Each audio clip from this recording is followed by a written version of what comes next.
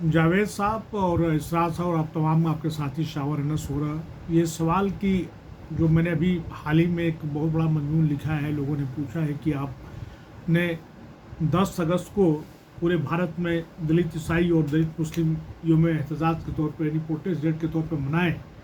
देखिए, ऐसा है कि मैं बार बार कह रहा हूँ कि 10 अगस्त 1950 को जो प्रेसिडेंशियल ऑर्डर जो इशू किया गया है, जिसमें कि दलित मुस्लिम को और दलित ईसाइयों को एक तरह से देखा जाए, बल्कि देखा क्या जाए, ये सचर कमीशन की रिपोर्ट, रंगनाथ मिश्रा कमीशन की रिपोर्ट और तमाम कॉन्स्टिट्यूशनल एक्सपर्ट्स ये बात कहते हैं कि ये आईनी तफरीक है, कॉन्स्टिट्यूशनल डिस्क्रिमिनेशन है उन तमाम मुसलमानों के साथ में और ईसाइयों के साथ में जो SC ST के कैटेगरी में आते हैं।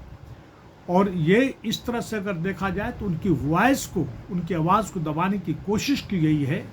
और इस तरह से 131 ऐसे जो है MPs की सीट है जिस पे दलित मुस्लिम या रजील या अरजाल जो मुसलमान है उस पर कंटेस्ट नहीं कर सकता।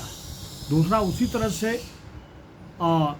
अपने जो ईसाई हैं वो भी नहीं कर सकते हैं।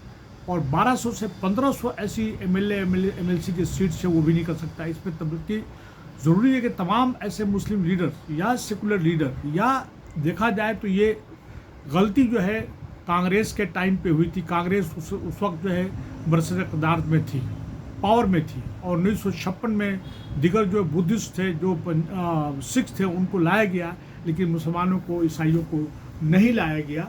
ये एक बहुत बड़ा है। मैं इसलिए इसको कहता हूँ कि इसको प्रोटेस्ट डे के तौर पे मनाना चाहिए।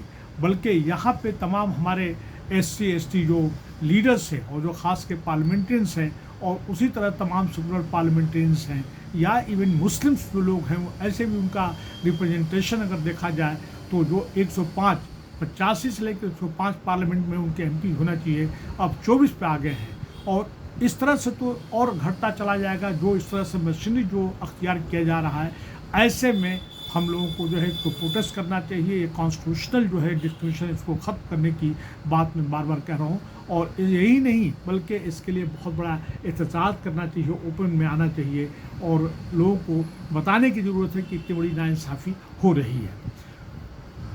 जिस तरह से बार बार लोग कह रहे हैं कि अशराफ, अजलाफ, रजील ये तीनों कैटेगरी बना रखा है, तो मुसलमानों में भी जो सबसे निचला तबका है उनको डिप्राइव किया गया है। और आज माननीय प्रधानमंत्री जी ने जो बात कही है कि इनके साथ नाइंसाफ़ी हुई है, तो माननीय नरेंद्र मोदी जी ये नाइंसाफ़ी को ख़त्म करें, प्रेसिडेंशियल ऑर्डर को। इस पर किसी कॉन्स्टिट्यूशन पार्लियामेंट में डिबेट करने की ज़रूरत नहीं है। ये तो एक सिंगल ऑर्डर से ख़त्म हो जाएगा। इस पर कोई ऐसी बात नहीं है और इस पर कोई बोल नहीं रहा है। ये इस पर कोई नहीं बोल रहा है। इतना बड़ा डिस्क्रिमिनेशन हो रहा है। और साथ साथ जो है मुस्लिम को आबादी के तनासब से कोई भी पॉलिटिकल पार्टी जो है उसको टिकट नहीं दे रही है। आज बिहार में इलेक्शन होने जा रहा है, इसको बहुत बड़ा मुद्दा बनाना चाहिए। उसके बाद बंगाल में होगा, फिर उसके बाद आसाम में होगा। ये तमाम चीज़ों को होना हमारा चाहिए। उसी तरह से मैं कहता हूँ कि जो दलित मुसलमान है या OBC मुसलमान है या दलित है, जब तक मनुवाद पूंजीवाद भारत में ख़त्म नहीं होगा, जब तक समाज में क्लासलेस और कास्टलेस सोसाइटी नहीं आएगी, ये डिस्क्रिमिनेशन बना रहेगा। जो लोग पावर में हैं वो हमेशा पावर में रहेंगे, और जो लोग अगर बाबा साहब अम्बेडकर के बदौलत जिनको की बदौलत वो पार्लियामेंट पर पहुंच गए हैं, उनमें भी अगर देखा जाए तो मनुवाद पूंजीवाद की मानसिकता आ गई है। वो अपने भाइयों के लिए काम नहीं कर रहे, वो आवाज़ बुलंद नहीं कर रहे हैं। ये मेरा कहना है। और इसके साथ साथ में जो और भी इम्पोर्टेंट जो बात है कि ये माइंडसेट जो है, माइंडसेट जो साइकी जो कहते हैं ना कि पसमादा समाज के लोग कितना हो बड़े ओहदे पर पहुंच जाए और वो पढ़े लिखे हो जाए, लेकिन वो अपने कारकर्दगी से या ज़हनी तौर पे वो पसमादा ही रहते हैं। इसके लिए ज़रूरी है कि वो लोग आर्मी में, पुलिस में, फ़ौज में आए, ताकि वो रूलिंग क्लास के साथ बराबर की बात कर सके। जावेद साहब, मैं ये सवाल आपने जो उठाया है और साथ साथ जो आपने सवाल है बहुत इंपॉर्टेंट है। मैं समझता हूँ कि ये मुद्दा एक बहुत बड़ा बनना चाहिए।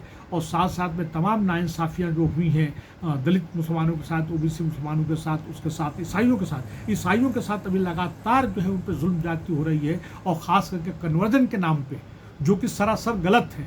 कहीं पर अब कोई कन्वर्जन नहीं हो रहा है। ये जानबूझ के जो हिंदुवादी जो ताकतें हैं, मनवादी फुजवादी जो ताकतें हैं सप्रेस करने की, जो कि 5% हैं, वो इस तरह का काम कर रहे हैं। आखिर में एक बात बता दूं, मैं अगर कल से मैं इस पे अलग से बात करूंगा कि 9 तारीख को मूल निवासी दिवस या आदिवासी दिवस है, उस पर भी बात करूंगा। और उसके साथ साथ क्विट इंडिया मूवमेंट, मैं कहूँगा कि इसके लिए बहुत ज़रूरी है कि तमाम गरीब तबके के लोग या वंचित लोग हैं, उनको इतिहास पढ़ने पढ़ाने की ज़रूरत है।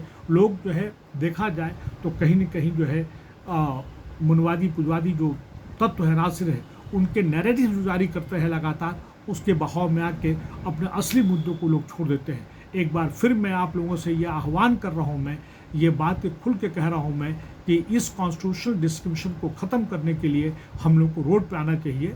और ऐसे तो मुद्दे बहुत हैं जो आप जावेद साहब कह रहे हैं कि साहब ईवीएम के बारे में बोलिए और इस सीआई के बारे में बोलिए। इसके लिए राहुल गांधी जी ने बहुत कुछ कह चुके हैं। ये जब तक ईवीएम ख़त्म नहीं होगा तब तक जो है मैं समझता हूँ कि इलेक्शन फेयर नहीं हो सकता। कहीं न कहीं जो है खुल के जो है ये चीज़ नहीं काम कर रहे हैं, लेकिन कहीं न कहीं बहुत बड़ी गड़बड़ी है वो जो ग्रीवांसेस उनको एड्रेस करना चाहिए। एक बार फिर मैं आप लोगों के ज़रिए से माध्यम से कहना चाहता हूँ कि ये कॉन्स्टिट्यूशनल डिस्क्रिमिनेशन जो 10 अगस्त 1950 का प्रेसिडेंशियल ऑर्डर जो इशू हुआ है, उसको ख़त्म होना चाहिए। उसके लिए आवाज़ बुलंद करना चाहिए। उसके लिए लोगों को जो है अपनी आवाज़ जो है पार्लियामेंट असेंबली तक पहुँचाना चाहिए। आप सबका बहुत बहुत शुक्रिया।